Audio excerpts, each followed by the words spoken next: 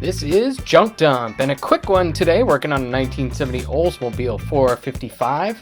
Just going to be putting together that alternator bracket and putting the alternator on it, and at the end we'll do the bypass hose as well. Alright, first off, you just want to take that lower bracket and fix it to the head using the 3 bolts.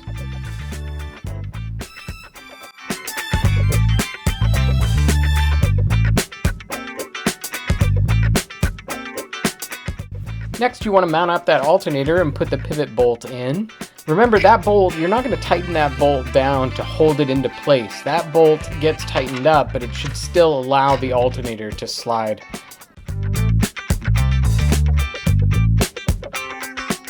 Now you want to grab that bracketry for the top and put that all together. You're going to hold it in place and kind of make your adjustments and then tighten everything up at the end.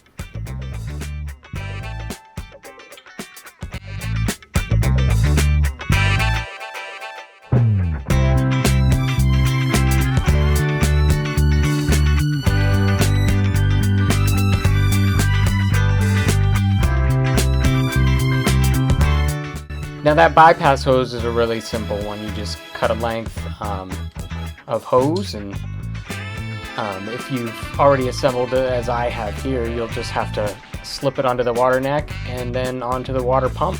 Sometimes you can use a small hook or a hook pick to help you get it on, and then you put your clamps in.